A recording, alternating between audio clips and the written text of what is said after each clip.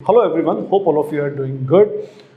In previous lecture we have discussed the properties of indifference curve. अब हमारा topic divert करते हैं and now we will move towards the budget line, concept of budget line in this lecture. For understanding the concept of budget line, first we have to interpret the word meaning of it. ठीक है ना, हमारे पास we have two words, first is budget and second is the line. Fine. Budget actually होता है, जैसे अगर हम इन general sense बात करें, let's suppose if you are going to purchase a mobile phone in the market और shopkeeper आपसे पूछता है कि भाई व्हाट इज़ योर बजट, ठीक है ना. तो इन जनरल सेंस हम बजट बोलते हैं whatever maximum available income we have for that specific disposition. Mobile खरीदने के लिए आपके पास कितनी अवेलेबल इनकम है, मैक्सिमम इनकम. आपने कहा कि भाई मेरा बजट है 30,000 रुपीज़ का, means you can spend 30,000, maximum 30,000 for that mobile phone. तो आपका जो एक्सपेंस होगा दैट वुड बी आइदर 30,000 और लेस देन 30,000. फाइन. तो budget actually represents what, it represents the maximum available income. ये आपकी मैक्सिमम अवेलेबल इनकम है for specific disposition. Fine. Now line, देखिए लाइन के बारे में बात करते हैं कि लेट्स सपोज मेरे पास एक ये स्ट्रक्चर है, एक स्क्वायर है. फाइन. तो लाइन तो बेसिकली लाइन एक स्ट्रक्चर है जो दो पॉइंट्स को ज्वाइन करने से या दो डॉट्स को ज्वाइन करने से बनता है. मैंने यहाँ पर दो डॉट्स लगाए, दो पॉइंट्स लगाए and I am joining these two points. Fine. तो जो स्ट्रक्चर बनेगा वो दो पॉइंट्स को ज्वाइन करने का स्टेट जो that is called the line. Line का एक फीचर और होता है कि line basically divides the structure into two parts. It also used to divide the structure into two parts. देखिए हमारे पास इस स्क्वायर को हमने दो पार्ट्स में डिवाइड कर दिया. वैसे लाइन छोटी भी बन सकती थी बट स्टिल एक इसका फीचर और यूज ये भी है कि उसने इस पूरे स्ट्रक्चर को दो पार्ट्स में डिस्ट्रीब्यूट कर दिया या डिवाइड कर दिया. फाइन. तो अब what is the meaning of budget line? तो बजट लाइन में भी एक लाइन होती है जो बेसिकली आपकी इनकम की बेसिस पर आपकी गुड्स की अवेलेबिलिटी और गुड्स के परचेज को दो पार्ट्स में डिस्ट्रीब्यूट कर देती है. देखिए मैं आपको उसका एग्जांपल लेता हूँ. Let's suppose if a person is having an income of ₹100, ये मैक्सिमम 100 रुपीज़ की इनकम है and he has to spend this entire income in the market. इसको पूरी खर्च करनी है. लेट्स सपोज हम माने कि इसको पूरा अमाउंट स्पेंड करना है and he is having the two goods X and good Y. Let's suppose good X is ice cream and good Y is burger. Fine. And price of X is ₹20 per unit and price of Y is ₹10 per unit. ठीक है. One ice cream is of ₹20 and one burger is of ₹10. Fine. अगर हम budget line कैसे draw होगी और उससे क्या हम इंटरप्रीट करेंगे, अब देखिए let's suppose if I am going to spend entire income, entire 100 rupees on burger. Is it possible? Yes of course it is possible. तो हम कितने burgers at a time purchase कर सकते हैं? फाइन. तो हम ये बोल सकते हैं भाई दिस इज अवर इनकम और let us represent the income by M. कुछ लोग उसको एम से रिप्रेजेंट करते हैं और वॉट एवर आप इनकम को एम से ले रहे हैं and this is P Y. मैं कहूँगा कि 100 रुपीज़ के अंदर कितने बर्गर्स आप परचेज करने वाले हैं. तो the formula for that will be M upon P Y. That is 100 upon 10 means you are going to purchase the 10 burgers.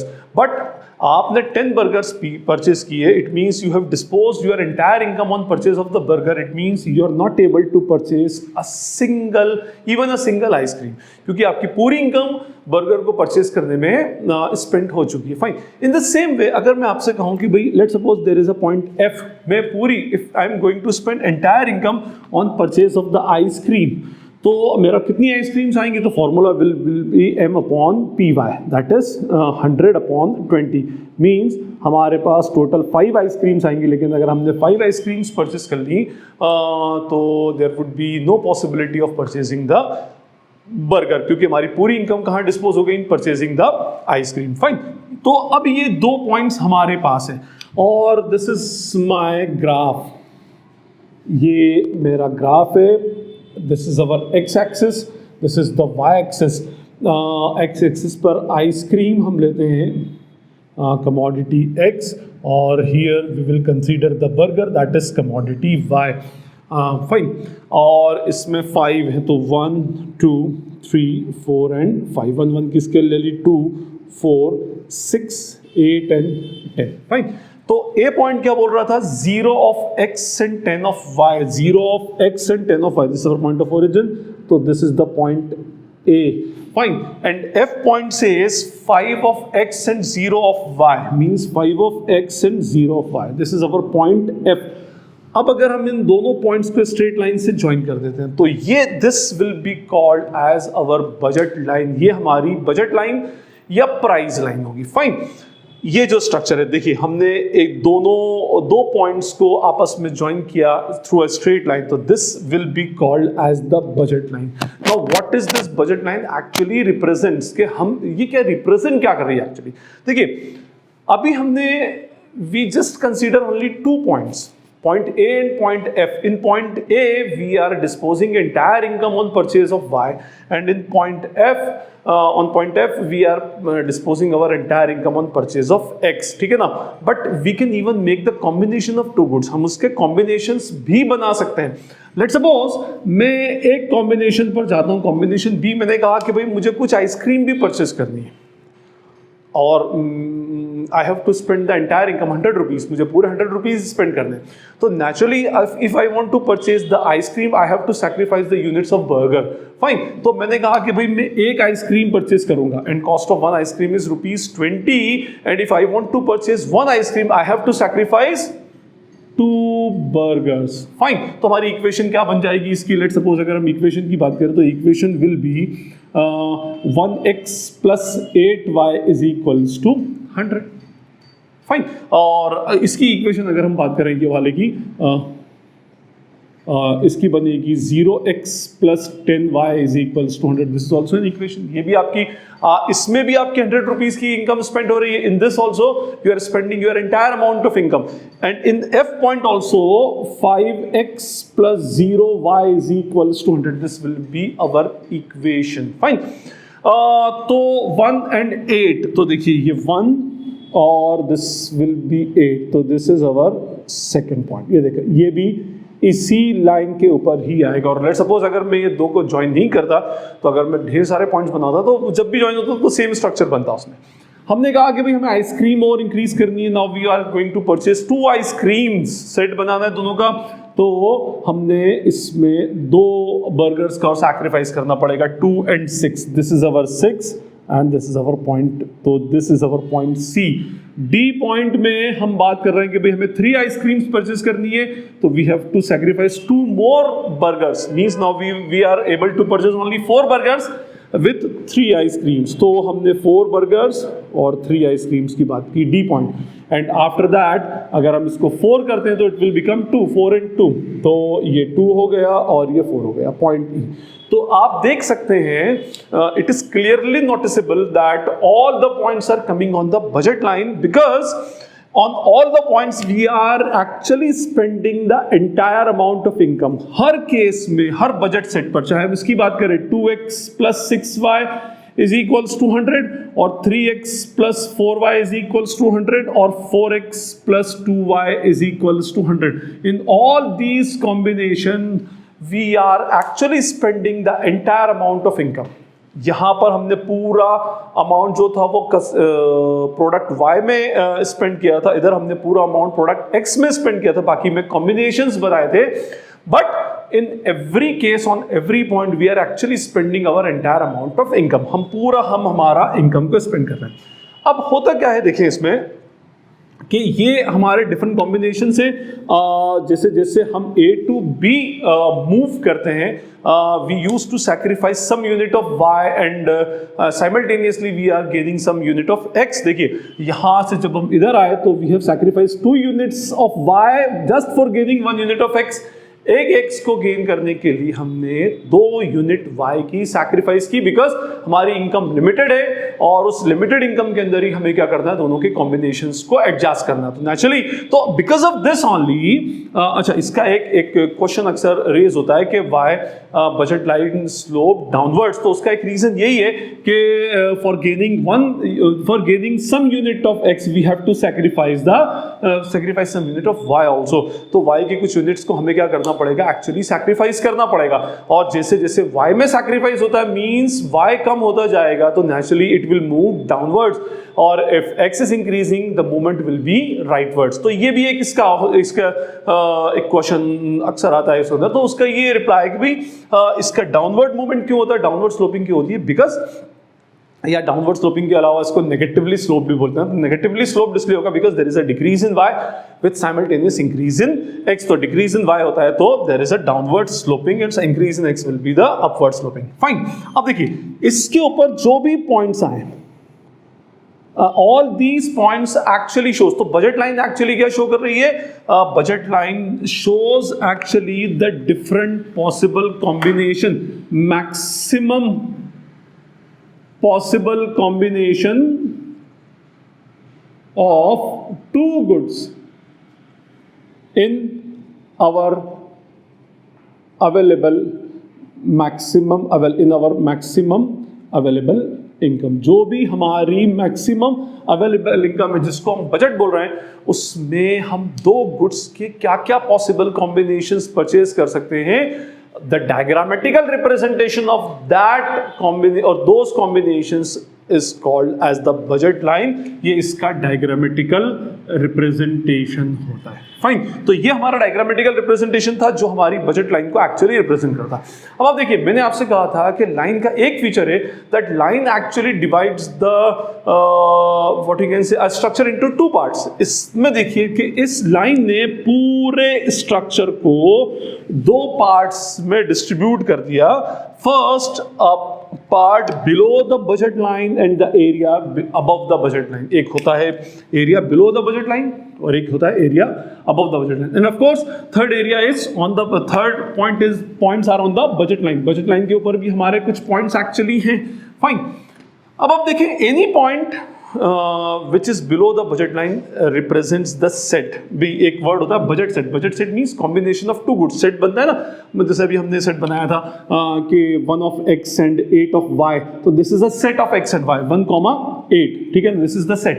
ये अपने आप में एक सेट होता है. फाइन. तो अगर हम कोई भी एक point, let's suppose if we are considering the point P, this is the point P, 4y and 2x. ठीक है, तो अगर मैं इक्वेशन में पुट करता हूं, अच्छा हमारी इक्वेशन क्या बन रही थी इसमें, our budget line equation m is equals to px qx plus py into qy. px represents the price of commodity x, qx represent the quantity of commodity x, py actually represents the price of commodity y and qy represents the price of quantity of commodity y. fine. अब अगर हम इसमें भी इसको, ये तो खैर हमारी बजट लाइन इक्वेशन है, m is equals to total available income, इसमें हम रिप्रेजेंट करते हैं. Let's suppose we are purchasing 4 units of commodity y and 2 units of commodity x. तो 4 into price of 2 into price of x was 20 rupees plus 4 into 10. So 2 into 20 is equals to 40 plus 40 is equals to 80. Means if we consider any point below the budget line, we are not able to spend entire amount of income. Means हमारी income का utilization पूरा नहीं होगा.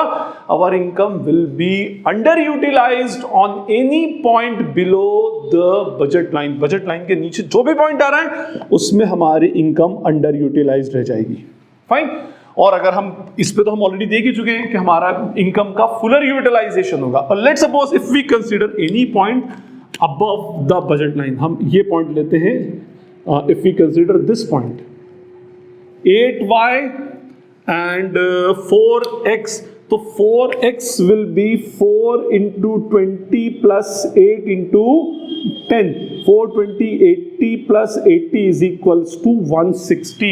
We have to spend for purchasing 4 unit of x and 8 unit of y. We have to spend rupees 160, which is not possible for us. It is an unattainable condition, unattainable position. So any point, let's suppose if we name it as x point x.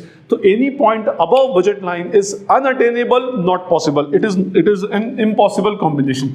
तो हमारे पास इस budget line से 3 areas या 3 points हमारे पास आते हैं. Any point below the budget line. सबसे पहले हम बात करें बिलो द बजट लाइन, तो it represents the under utilization of income. हमारी इनकम का अंडर यूटिलाइजेशन हो जाएगा, but it is attainable. Attainable का मीनिंग होगा it is possible to attain that specific position. Fine, means हम इस पॉइंट को, इसमें कौन सा पॉइंट आ रहा है, पी, पॉइंट पी हमारे लिए अटेन करना पॉसिबल है, बट हमारी पूरी इनकम उसमें स्पेंड नहीं होगी। We are left with some amount of income.